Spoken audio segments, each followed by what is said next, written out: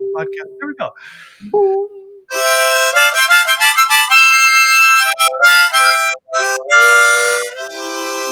Welcome to the Happy Half Half Hour Live. Happy Half Hour live with Mojo and Stevo and Steve-O.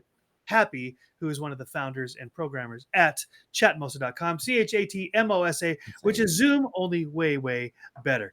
And Happy was just telling us, for those that are new to this platform, you can do watch parties where you can share a screen among people from all different platforms. You can do fundraisers. You can do events. You can do small groups, large groups. It's all good. So check it out, chatmosa.com. And thank you, Happy, for making this whole platform possible for us. All right, Steve, before we roll into the second half hour to create a happy hour today, please introduce yourself to those who have never met you before. Let them know who you are, what you're about, brother. My name is Steve. You can call me Steve-O. I'm a happypreneur. I'm here to help you navigate, activate, and advocate your happy life. I help. I'm a messenger that is here to help. I do that by bringing healing, encouragement, make people laugh, make people ponder. One of the main ways we do that is online through Happy Life Studios. Look for the little green guys right there, green smiley faces, because our happy isn't like a lot of people's happy. Our happy works, right? Because our happy isn't based upon circumstances.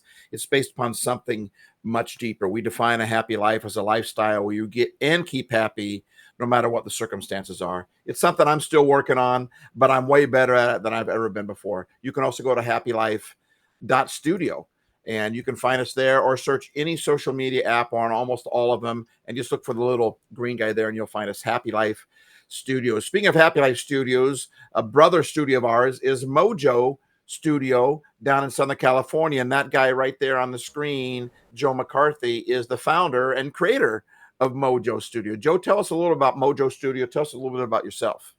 Yeah, so Mojo Studio. Some people often ask, why Mojo? Where'd you come up with that idea? And that's a great question. And I don't know, I couldn't even imagine how useful this would be. But so my name is Joe McCarthy. Mojo is Joe with a little mo, right? A little Mojo. And also Mojo is used for a cup of coffee, which gives you a pick-me-up. Or if you're a fan of The Doors, Mojo Rising.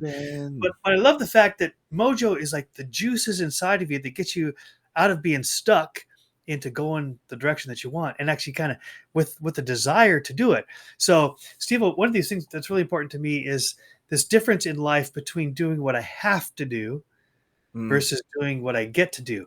And here's the deal. What I'm not saying is avoiding the things I don't like. What I'm saying is changing my mentality so that things I don't like chores, like work, like trying to slogging through hard times and challenges, realizing that, guess what? It is a privilege for me to be alive. It's a gift. It's a miracle. I woke up today, Steve-O, and there are tens of thousands of people who went to sleep like you and I last night who didn't wake up today. Right. Now, that's kind of a morbid idea, and I'm not trying to be a downer. What I'm trying to say is I want to be grateful that I get to do these things, right? If it's the dishes or taking out the trash or working on the car or, well, the things that I often say in my mind, I have to. Well, when I get this mentality, Steve, that I have to do it, then it sucks. It sucks the life out of me, and I have zero mojo around it. Right. But when I realize, when I can make that switch, which is not easy to do, but I make that switch to, I don't have to do it. I get to do it. I have dishes to wash, right? I have a house to do chores in. I have a job, right? I have breath in my lungs. I am able to think about these things. I'm alive. That's a miracle, and I'm grateful for today. So I don't have to do it. I get to be alive, and I get to face and enjoy all the things that life has to bring, whether they're awesome or awful. I still get to, not I have to. Yeah, I love that mentality, and I love hearing it from you, because then it forces me. I don't want to use the word force, but it kind of does. It kind of, when I hear you say that, I'm like, yeah, you're right. But I don't always feel it. That's why we need each other. That's why we started the Happy Half Hour, to pour you some digital courage with things just like that. And what you said right there also reminded me of the whole, we did a series in our podcast, Happy Life Studios, and we called it Live the Life You Love. And there's a time that when people always talk about, man, just live the life you love, go for the life you love, live the life you love, get a job that you love to have, and all this type of stuff, right? Well, that's a lot harder said than done. A lot harder done than said, right? Easier said than done. All of that. Right. And so you got some people that are spending their entire life. Here's where our green happy is different than the yellow happy, right? They're spending their entire life just trying to find that life that they love. They're trying to get the perfect job, trying to get everything to fit perfect. Listen, circumstances don't agree with us. Right. Circumstances, They don't they're cooperate. They right. do not That's why our cooperate. happy has to be different. We can live a Yes. lifestyle, get and keep happy no matter what the circumstances are. Here's how simple it really is to live the life you love. Just love the life you're living.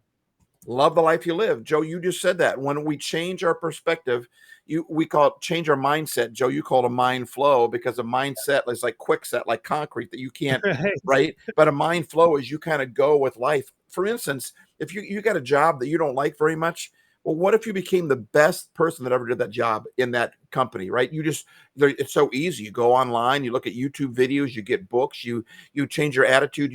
When you start to become really good at what you do, then you seem to love doing what you do. So if you want to live the life you love, it's as simple as learning how to love the life you live. Or like Joe said, I'm alive today. I don't have to do this. I get to do this. Thank Wow. God I have the ability to walk or the ability to use my hands or my feet or use my brain or use my mouth. Thank God I get to do something with that. And so what a great mentality, Joe. I love that. So, boy, Steve, you took me right into what I think is one of my favorite quotes of recent, and I don't know what the source is, but I heard this said once, and I think somebody was quoting somebody else. So the unknown source, it doesn't really matter. The important thing is this idea that the only way to get the life you love is to love the life you've got. Or said another way, the only way to have the life you love is to love the life you have. It's exactly what you said, just put Yeah. in a different phrase. But I started thinking about that. Is that really true? Is the only way I get the life I love is to love the life I have? Because like everybody I know, Steve, and you and I have talked about this a lot, there's things in my life I don't love. Things Yeah. about my life I don't love. Yeah. Right. But I started digging into this phrase of that there's this profound truth about this idea because the only life I have is the life I've got. And if I don't love the life I've got, I will never have the life I love because I'm always wishing something was different. I'll love it if, I'll love it when, right? The conditional type, it's actually conditional love about my life. You and I have talked about at length unconditional love. What does unconditional love look like? There are no conditions. Well, if I'm going to love the life I have, then there's no conditions. I can't say I'll love the life I have when I have this amount Right. of money, when I have this promotion, when I have this recognition, when I've accomplished XYZ. Well, then I'm always loving a life I don't have. That's not my life. The life Right. I have is right now. It's right here. So Right. I have to love the life I have, or I'll never get the life I love. Does that make any sense to you? Right. Yes, completely. It's like when we say stuff like, "Well, I'll be happy when this is over. I'll Yes. be happy. I can't wait for this to be done." Well, at that moment, I am saying I can't be happy till this is over. Well, Yes. what if I want to be happy now?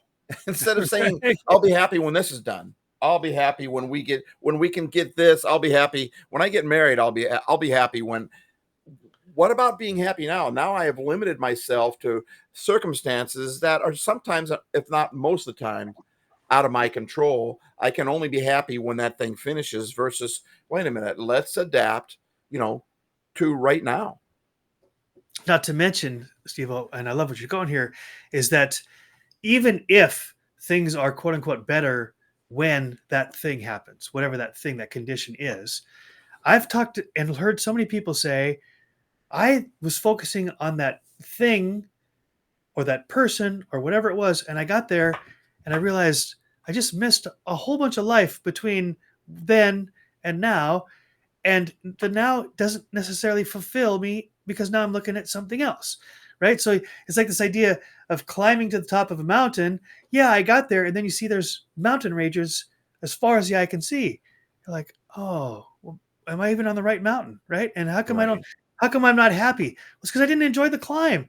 And oftentimes, life is it's the steps, it's the climb, it's the digging into the holes in the side of the mountain. It's seeing the progress one step at a time. It's creating a little basket hanging from the precipice where you feel like you're going to die and just taking and resting like we talked about in the last half hour where we Yeah. pause, we relax, we give thanks.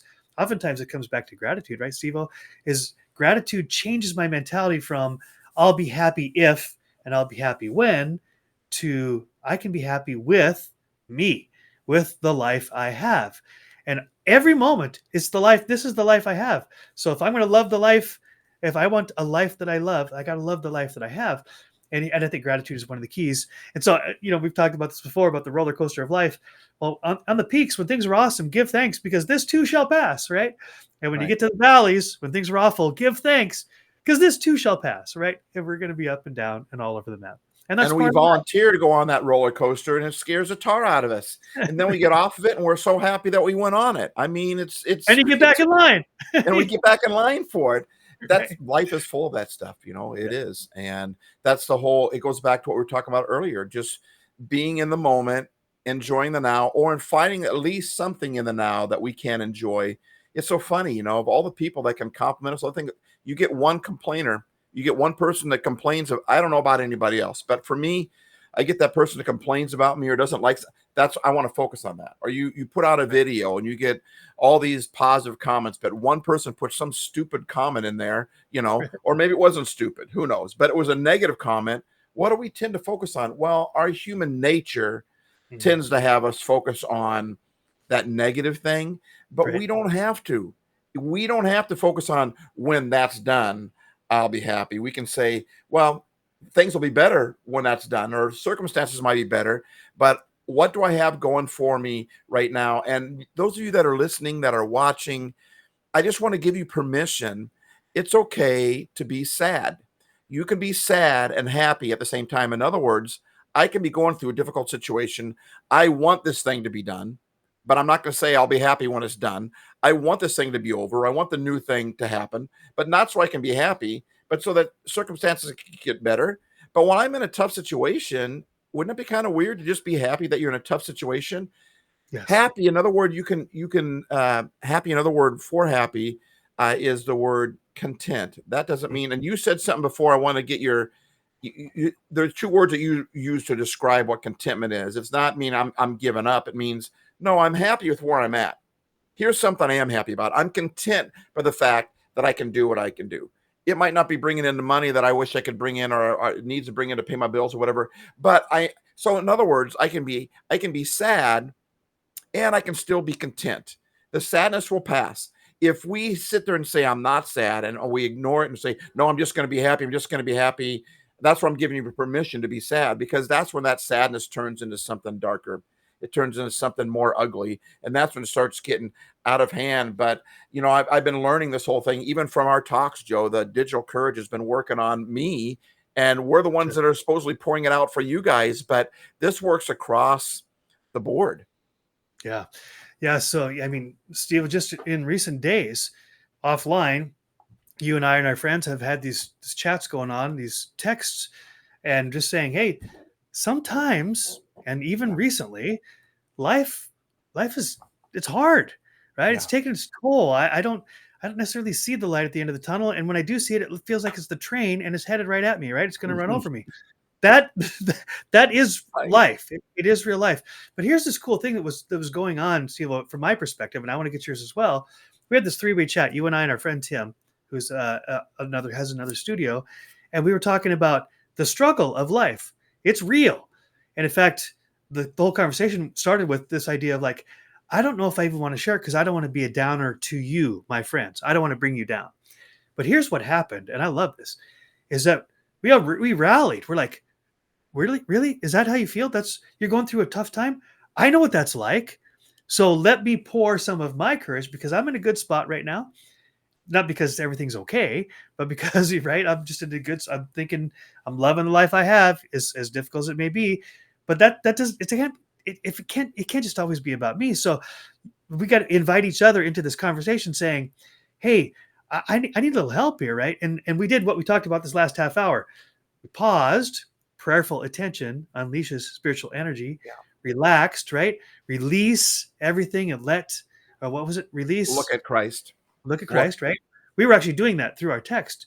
And then, but what I really loved about that conversation is that we all got very open and honest and real about the struggle. The struggle is real. and this is, you've heard me quote Brendan Burchard a zillion times because he's such a great coach. And he starts almost every conversation with, hey, folks, the struggle is real.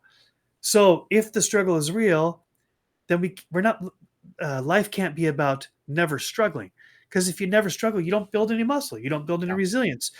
So I don't know if you saw, I'm sure you've seen the movie Up. No, it was Up. It was with the robot and Wally. Wally. Yes, Wally. Yeah. Wally Wally. and Eva. Eva. So in the movie Wally, all the humans, they get tired of having to take out the trash. They leave it all behind. They go up on this big ship that gives them everything they want, everything they need. It's always 72 degrees. All the food's brought to them. It's like utopia, or it looks like utopia, because everything they could ever want, need is given to them at all times. And then when life happens, right, when there's an emergency, when there's a crisis, not only does nobody know what to do, they can't even walk, right? They've been laying on these comfy beds, being fed intravenously, watching the happy movie their whole life, and then they realize when things are hard, what do? I'm jello. I got no muscles. So here's this idea, Steve. I'm gonna throw it out to you. Is that I'm trying to reframe resistance, what feels like resistance. It's going against what I want, what I think I need, where I should be, all that kind of stuff. The resistance, I'm trying to reframe it as resistance training. Resistance training means I have to have weight against my muscles. I have to push against something to grow the muscle. The resistance in life actually isn't against me, it's for me because it's building my muscles, and it's resistance training. And I got to tell you, Steve, the older I get, the more I realize if I can learn how to handle the stress because I've built those muscles, well, then when the crisis happens, as it inevitably does, right? Stuff happens. Now I'm way more prepared in my mind and in my body to respond. Yeah. It's why we have to give ourselves permission to struggle, permission to have that mentality, because life does happen. And when it does happen, we're able to handle that, right? We're able, because of what you just so eloquently said, Joe. Right now I got all these sentences I'm trying to get back on track, because you sparked something in me that I just really liked, and I'm trying to remember, exactly what it was again. But go back to, oh yeah, we have to give ourselves a permission to go, if I'm living my way in such a way, by the way, when you just calm down like that, when you relax and not panic, it came back. And oftentimes it'll come back, right? Perfect illustration right there. Right, exactly. Yeah, right. You pressed pause. You pressed pause, and you got focused on. And I tried not to panic, because if I was panicking, I got to figure this out. There was a little bit of that in there, but if I had more of that, I wouldn't have never got there. And if I keep talking like this, I'm going to lose it again. So anyway, when you give yourself the permission to say, wait a minute, it's okay that I struggle. Like, I've been this person, I'm the happy guy, right? People call me the happy guy. I hate it when they do that, because I'm a person just like anybody else. Right. I'm the happy guy because I saw a lot of people in life that were happy, and I started hanging out with them because I wanted to become like them. But when struggle would come, I would lose my happy. And so I'm living this whole experiment out that I'm learning with Happy Life Studios. When you give yourself permission to say, it's okay to struggle. Otherwise, you're struggling against struggle. You're adding things to that backpack already. Life is already tough enough, but when you're going, like, how many times do you say, I shouldn't feel this way, Joe? We always have a line, don't shit on me and I won't shit on you, right? I shouldn't do this. I shouldn't be feeling this way. Hold on a second. The struggle is real. Admit it's there. Lean into it. It's okay to be sad. It's okay to struggle. That doesn't mean you're not happy. It just means you're going through something difficult. Focus on the things that you do have going for you, but take off the pressure that I can't struggle. I can't be angry. I can't be sad. I can't. No, your emotions are trying to tell you something. And when you numb one of your emotions, like the medication that people will take in some institutions and stuff, right, to calm them down. Well, you can't just calm down the bad emotions and leave the good.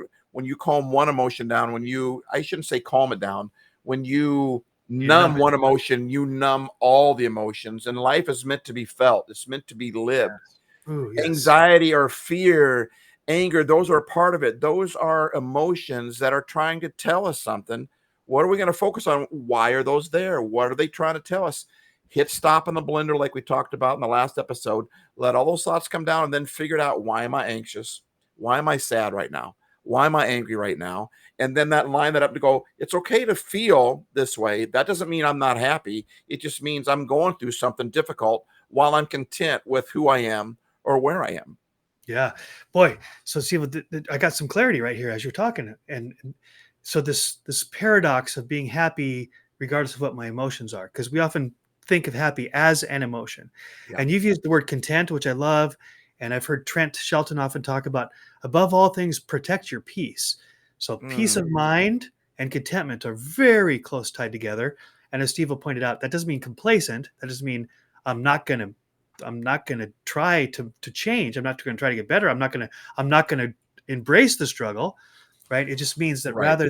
rather than being upset that I'm struggling, I'm actually going to be happy that I am struggling, Ooh, right? say that This, again. yeah, Wow.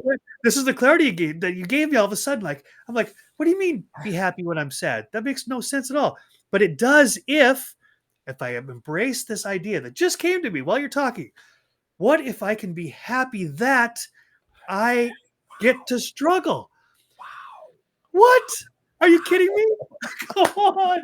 I I can can't be even. happy that I'm struggling. That means I'm alive. That means I'm Yes, feeling something. That means like yes. I'm trying to accomplish something. Because I'm a human.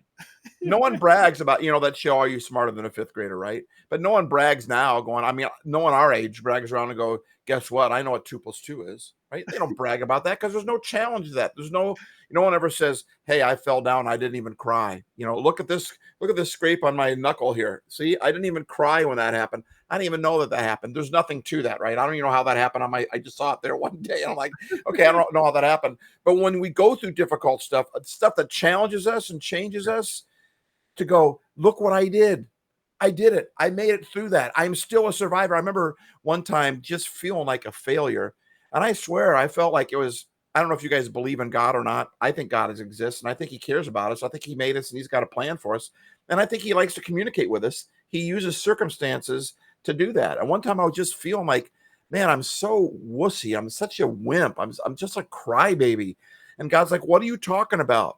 And all these things started coming to my mind of all these things that I went through, the death of my dad, the anxiety, the panic attacks, and he said, Steve, you feel weak, but you're still here. You survived all those things.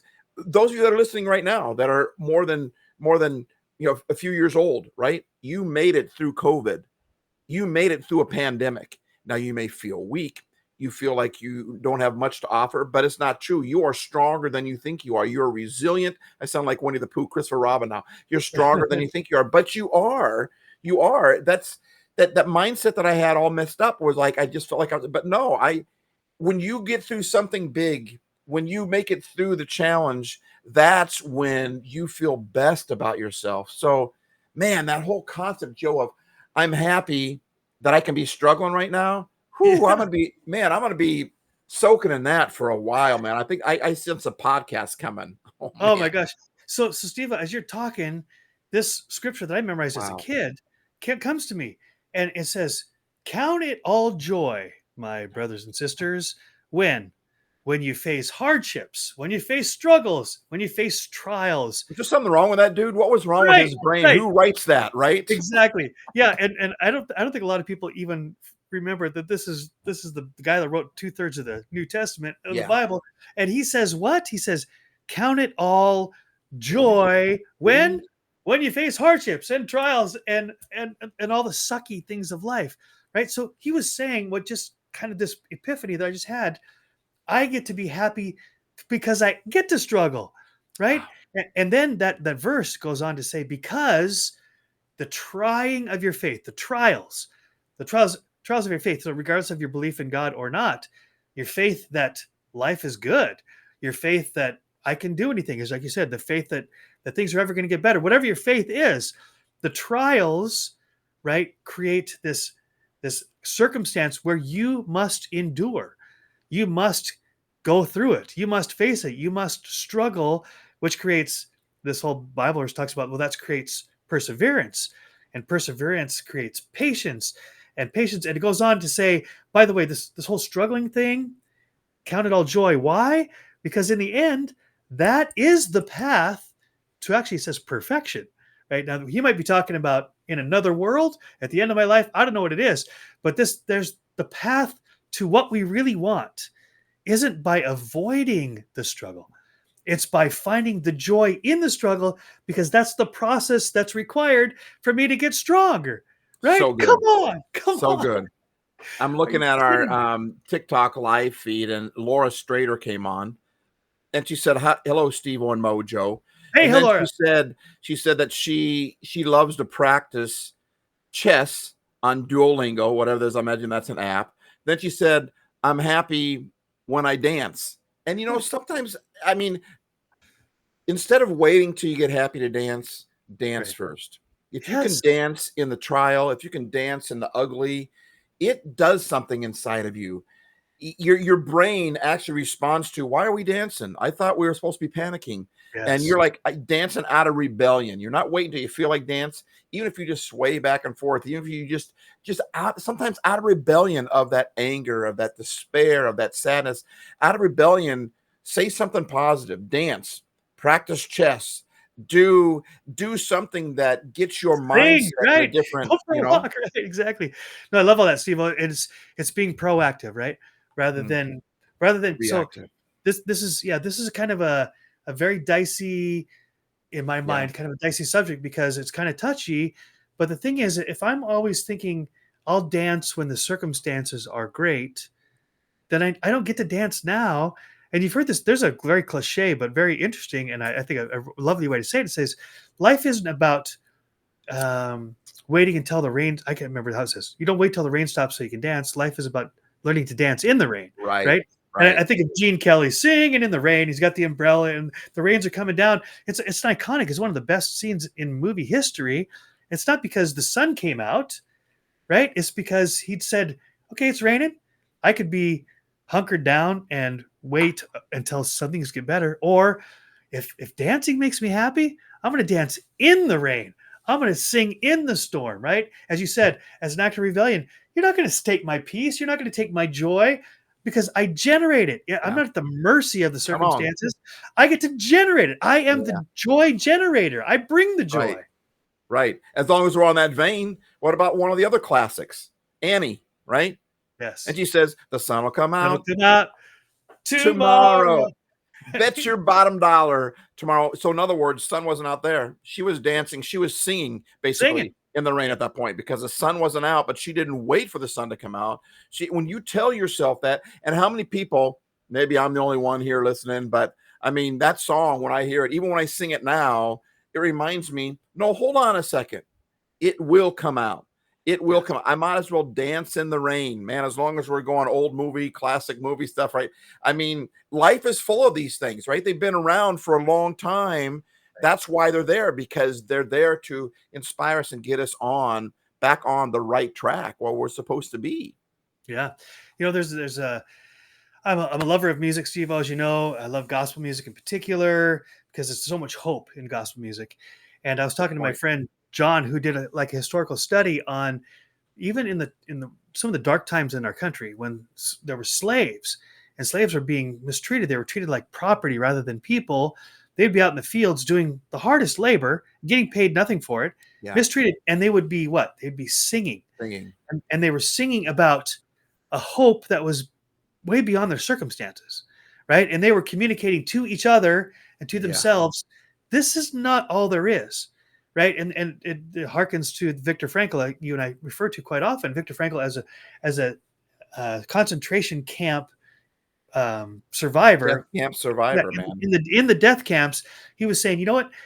The great freedom that we have, the last great freedom as humans, is the ability to choose my attitude regardless of the circumstances, rather than my attitude being chosen for me by the circumstances, right? Yeah. Because if I let the circumstances choose my attitude, I am the victim of my circumstances.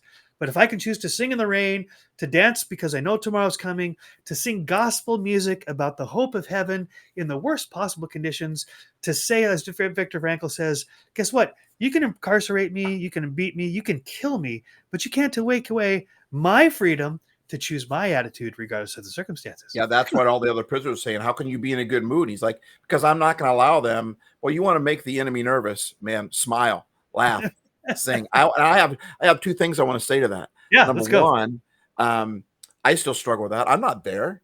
I'm not there. I still struggle. You heard it in my text the other day. I'm still there, but that's Sure. okay. Number two is I'm a lot better than I used to be. And when Winston Churchill, the peace sign was actually Winston Churchill going V for victory, right, in the paper. And they call it the peace sign because he's calling for peace, but he was calling it victory. They go hand in hand, right? Listen, I still struggle, but I'm better than I used to be. That's victory Ooh, right there. I still yes. struggle, but I'm better. I don't struggle like I used to in this situation. It takes a lot more to get me wound up now. Peace in, baby. We always end every episode with peace out, peace in. That's where it comes from. Wait a minute. Yeah, it's okay. I struggle, but I don't struggle like I used to because I'm a lot stronger. Peace in, baby. Yeah. Gosh, I just now so here's a cool thing. I'm looking at my computer. I'm like doing this hand gestures with you, right? And all of a sudden, this pop-up comes on my screen. I've never seen it before. It says, add effects using hand gestures. I was like, add effects Effects using using hand gestures. hand gestures. Are you kidding me? Add effects. What's the effect of hand gesture? I'm smiling. I'm like, I'm doing the one, I'm Right. doing the two, I'm doing peace in rather than peace out. And my computer's like, hey, add effects using hand gestures. And this goes right to what Tony Robbins teaches. He says, if you're down, if you're feeling like this, your state is not the state of the best state you can be in. He says there's three things that can change that pretty quickly. One is your body language. And Steve, you said sometimes we think that our body is doing what our mind is telling it. Sometimes our body can tell our mind what to think. Yeah. And there's all these studies, neuroscience that says you Yep. strike a Superman pose or a Wonder Woman pose, you put a smile on your face and you hold it long enough, the chemicals in your brain change. They're like, oh, I guess we're doing happy now. Not because the circumstances changed, Yep. because I stood up and I said, peace in, baby, peace in. And these are hand gestures that have an effect on me, right? It's Right. body language that has effect on And me. you can't say peace out unless you say peace in. If you got peace in, then you can give peace out, right? Woo-hoo. And then flip that around to get peace in. When you give peace out, you get peace back because you harvest what you plant, you reap what you sow. So if you Yes. need peace, then give peace. Plant peace in somebody else's situation. Tell them it's going to be okay. Text them a happy emoji. Share with them one of these podcasts here. Share with them something that encouraged you. Give peace out and peace will come in. That's why I love how it started as an accident, which I want to write a book called The Accident Driven Life. Forget Happy purpose driven accidents, life, baby. right? But when it's a great way to end. Peace out, peace in, right? Peace in, peace out. They go hand in hand. Hand gestures. What I had to tell you, add effects using hand gestures. Let your body tell your brain sometimes what to do, especially when your brain is down. That's why we have a body and a brain. That's why we have a soul and a spirit. They need to work in conjunction with each other. And like our text the other day when we were, going, the three of us, the studio bros, were going at it on the thing, right? One added, what was I going to say to that? The whole, add effects. How did it go again? Add effects using hand hand gestures. gestures, Yeah. right? I forget what I was going with that. Never mind. It'll It's probably all come right. back in a second. So here's what comes to me though, Steve-O, and you and I both are guys of faith, and we have struggled, with church, with the faith, with the things that all the shoulds that come out of religion, right? All the shoulds, you should be this and you shouldn't do that, which are all judgments. That's not really love. Right. Real love is free of judgment.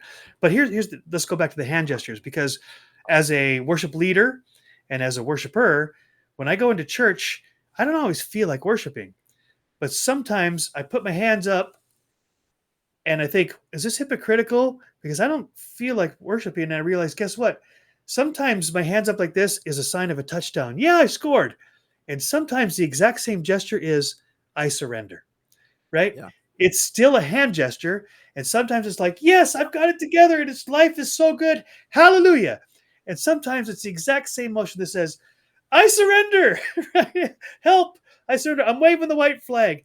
And it's a hand gesture that has effects. I'm adding effects to my life, my brain, my mind, my spirit by using my body, right, to gesture what it is that I want rather than what I have, who I want to be rather than all the stuff that's going And on I'm around telling me. you by firsthand, I can tell you that works. Do you remember? Firsthand.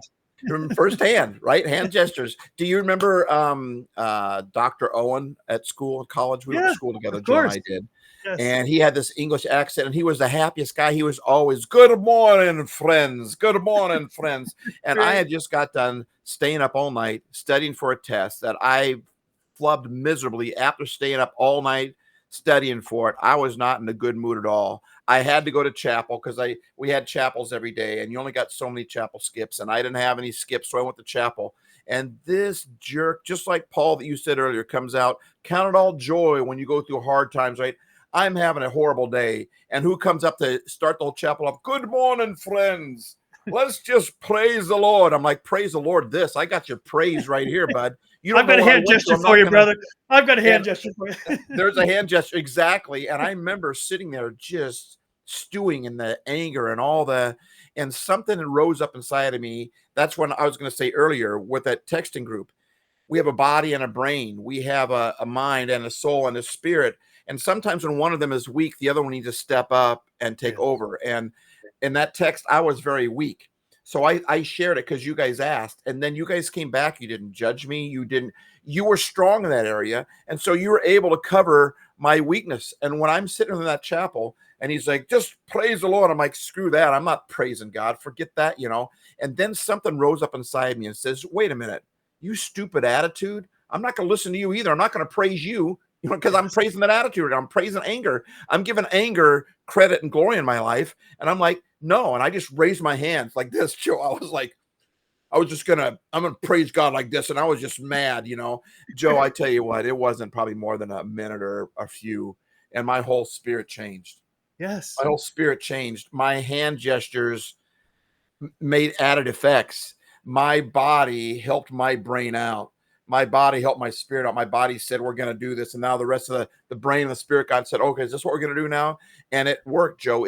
My attitude changed because I danced in the rain. I Yeah. danced like Laura said. I sang in the rain. I sang the sun will come out tomorrow. So I sang in the struggle. And I'm telling you, Joe, it works, man. It really does. Sometimes you just have to rebel against that anger, that sadness, that despair. Sometimes you just got to rebel with your body and say, I'm going to do this positive thing because I don't feel like it. Or when you're judging somebody, right? Pulling onto the freeway in Seattle, where there's always people with cardboard signs asking for money, right? If I start judging them, I need to rebel against that and give them something and be like, I'm tired of judging. Screw that. I don't feel like giving them anything. I feel like judging instead. But Right. I don't want the judge to be behind the driver's seat. I don't want Yes. anger to be behind my driver's seat. So sometimes my body has to help my spirit out. And my body says, nope, you know what? I'm going to do it anyway. I'm giving. Yeah. I'm going to do that thing. And it changes your whole mindset, your mind flow. Yep. It sounds simplistic, right? That It sounds too does. easy. It really Sounds does. too easy. But some of the most powerful levers in life are tiny. You think of if you have the lever just right, right? You don't have to have a whole bunch of pressure. If you put the fulcrum in the right spot, you can actually Right. tip things over, right? You can move giant things with a little tiny lever if you have the right fulcrum, right? The right Yeah. balance point. And sometimes that's just faith. It's just believing that I can, believing that God hears me, believing that things are going to get better. Or as you said, switching from I'm going to give the hand gesture to God to say, no, I'm going to give the hand gesture to this attitude that's trying to take over my life right now because of the circumstances, right? So, Siva, you and I on this podcast often have talked about infinity loops, about, breathing is in and out, giving and taking, it's all part of this loop. But today we added a third loop. And here's the picture in my mind. I'm thinking like of a 3-leaf clover, but it's all in this 3-leaf pattern, almost like a Celtic symbol where there's 3 loops instead of just 2. We got our mind, we have our body, and our spirit. All these have been touched on. And here's the deal. They don't always work in sync, Right. right? Sometimes our body is saying no, and it takes our mind and our spirit to say go, or vice versa. Sometimes the mind, the body, the spirit. You never know who's going to be in the lead because you never know exactly where the juices are flowing in that 3-loop track. Yeah. But we're not at the mercy of the track, is what we're trying to say to the people who are listening, Yeah. is that you can actually take control over your body language. If your mind and your spirit are going somewhere you don't want to go, use your body as a lever. right? To change Just that. rebel against that. Rebel against the rebellion. Rebel against the anger. Rebel against the sadness. Instead of saying, "Oh, I wish I didn't feel this way." I get it. I get it. I feel that way too, and it's not always easy. But that's when I had you guys, my brothers, to help me out. And you just rebel and say, "Nope, I'm doing it. I'm doing it because I know it's the right thing to do. I'm not going to wait till I feel it because feelings are fickle, man. Okay. They will And get us in a mess. yep, and They're meant to be in the car, just not driving it." right, exactly. No, they're always clamoring for my attention. They're always trying to drive, but really they're just a sign. They're a signal saying, "Hey, pay attention over here, so you can make a better choice." Yeah. Often I think that's telling me what to do. No, it's just telling me to look and then choose how you're going to respond. So so to finish that three loop clover, Tony Robbins says these three things can change your state of how you feel in your mind. And one is your body language. You talked about that.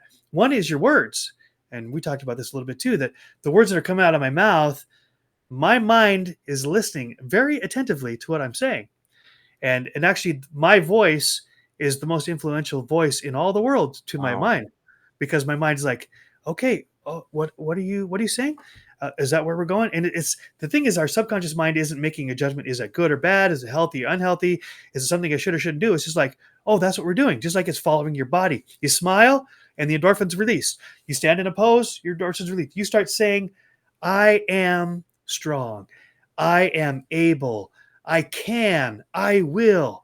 I am. Whatever you fill those lines, your brain's like, oh, okay. And you're actually adjusting, you're actually rewiring your brain. Neuroplasticity says physically you're rewiring the neurons in your brain to align with your words. So Tony says use your body, use your words, your language, and then use your focus. And we talk about what you pay attention to is the world you're creating. So those three things are always at play, and those aren't things that we're at the mercy of. We're in control of, but we have to do it intentionally. Yeah. So good. So All good. right. Well, I I think hope with that helped you guys as much as it helped me. yeah, Thank you for joining us exactly. today. Right. Yes. And so here's case in point too. Like we're talking here, we're here to pour you some digital courage, right? But look what's happening as we're talking. We're saying things that are encouraging us because Yes. our brain is taking the sign from that too. And I was thinking about that too. You said no matter you could have Martin Luther King Jr. You could have Jesus himself sitting in that room, right? You could have Gandhi, you could have Tony Robbins, you could have your favorite hero. You could have Superman in the very room with you, telling you something that makes sense. But if your mouth says something else, you're going to listen to you're making yourself more powerful than Superman.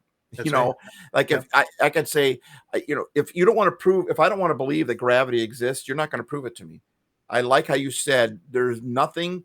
Say it again, Joe. There's nothing more. We have the most power. Our words have the more power of our mind than anybody else. How did you word that again? It was so good.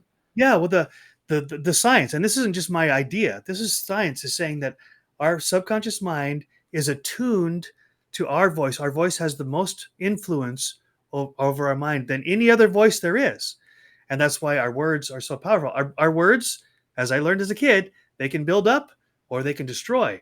And you and I both have been recipients of both the words that build up and the words that destroy. Which ones do you prefer, Steve-O? Right, right. Right. But if I say, well, I'm always waiting for someone to tell me that I'm okay, well, then where are those people? What if they're not around? Yeah, Well, my voice is the strongest, most influential voice, and so I can say things even if I don't feel them, yeah. and I can rewire my feelings. My words do not have to follow my feelings. I can actually get my feelings to follow my words because I'm telling my brain what to believe, how to feel, how to think, and what to focus on, right? And so that's why the I am statements that come out of our mouth or come through our head are so powerful because they are rewiring our brain to line up with our words, which Right. is which is a power that we have to wield carefully, right? Now, did you finish the three-leaf clover? You talked about our body actions. You talked about our words. I thought there was a third one there. Yeah, and the focus, right? The So our, focus. our Okay. words, our words are the expression that help to shape our brain, and then our focus is of all the things we can get focus on. What am I going to focus on? And this is again, we come back to gratitude almost every episode.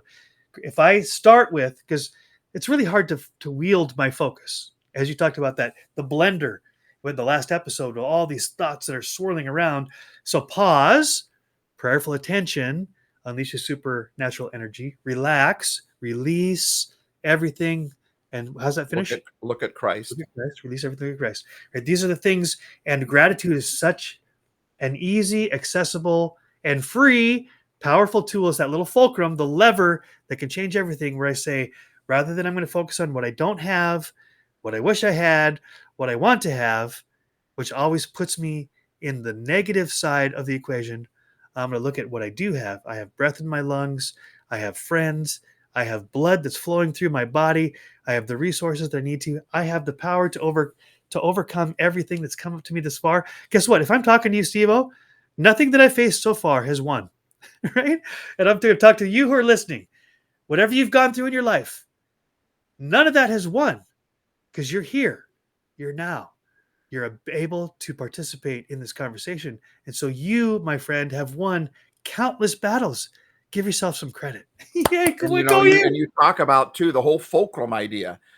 The things that you can lift if you have a long enough lever, and the fulcrum is the thing in the middle that the board is on or whatever. The things that you can lift that you couldn't lift otherwise. Right. Well, you know what, Joe? The fulcrum, that pebble that gets under your skin, that problem that won't go away, that's just a fulcrum. That's a fulcrum point. Yeah. And the bigger the problem, if we will use that to our advantage, we will lift more than we ever lifted before, because now we put that board, we put that lever on top of that file. Instead of it being on top of us, we put that on top of that. And now we're able to lift things, do things we could never do before, because that struggle became our fulcrum. Boy, I want to unpack that sometime. Well, that's such a full circle, Steve, because we talked about, hey, give thanks, count it all joy when you face all sorts of struggles. So how do I take that pebble in my shoe or the mountain that I'm facing and turn it into a fulcrum? I say, thank you. Thank you, struggle. Thank you, pebble. Thank you, mountain, because you're exactly what I need to move stuff I couldn't move without you, right? Move stuff in me, in my head, in my heart. I need you in order to get stronger. I need you in order to get better. I need you to become the best me I can possibly be. So thank you, struggle. Thank you, persecution. Thank you, pain, because you are making me better. And the only difference is that struggle, that pain, that ugly on top of us, or are we on top of it? Yes, right? Are we happy despite the fact that that's going on? Are we happy that we can struggle? Because at that point, I am on top of that, and now it's a fulcrum. But if I am only focusing on the storm, the ugly, I'm not focusing on what I do have going for me. If I just follow my feelings that say, hey, I'm not going to be hypocritical, I'm not going to raise my hands up, I'm not going to say positive things because I don't feel it, at that point, that struggle is now on top of us and it buries us, versus when we're on top of it, we can move things and do things that we could never do otherwise. Yeah, absolutely. Yeah. So you've heard me talk about the crappy 3 years during high school when my mom was married to a very narcissistic, overbearing, verbally abusive guy, right? And I'm like, I am not giving thanks for him. And so I'm listening to God as best I can. And God's saying, well, is there anything you can be grateful for? I'm like, yeah, I'm grateful that he's gone. I'm grateful that it's over. I'm grateful that I'm out of it. And he says, and God's saying, like, that's a good start, right? At least you're talking about gratitude now, right? Because you're provider, right? I like that. At least start there. Yes. Start with, it's gone. It's over. It's gone. It's whatever it was, it's in the past. That's actually a great way to start. Whatever that was, which is still bothering me now, give gratitude that it's gone. This too has passed. It actually has passed. Yeah. Right. But the other thing, God was nudging me, Steve was saying, what if, and this is like the other way God talks to me often, what if, Joe, what if that struggle with that guy was exactly what you needed to become the person that you are? What if that is the fulcrum, right? That caused you to find something inside of you, to grow your faith, to realize, that you don't want to be at the mercy of this overbearing person. And so you found strength inside of you that you know you had. You prayed like you never prayed before, which is actually true, right? What if that was for your benefit? I'm like, you mean I have to give thanks for that guy? And God's saying, you don't have to give thanks that he mistreated you, but give thanks that even though he did mistreat you, it didn't destroy you. It made you stronger.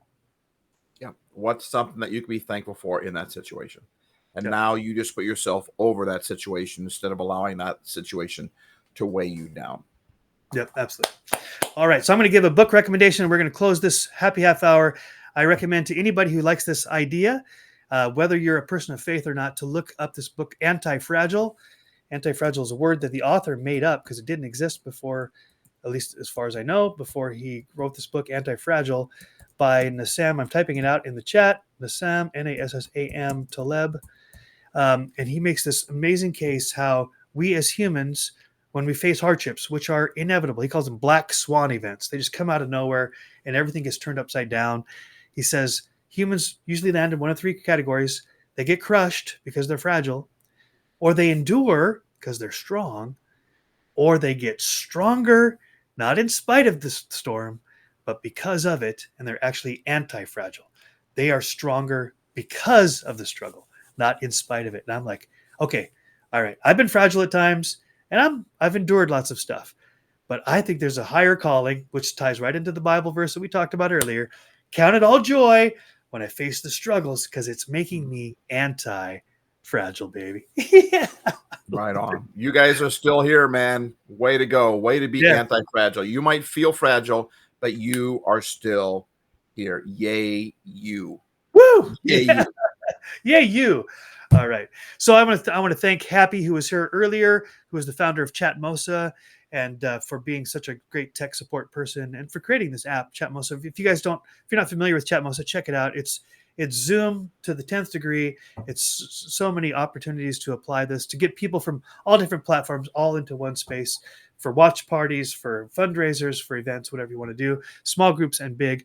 And I want to thank Steve O'Hayes for his influence and his friendship on my life. The fact that we're having these conversations, as Steve pointed out so good, I feel so much better now than I did when we started, right? Right. We Right. started this Same. we started this day, our first half hour. I was running half an hour late, and I was feeling pretty bad about myself for leaving my friends hanging.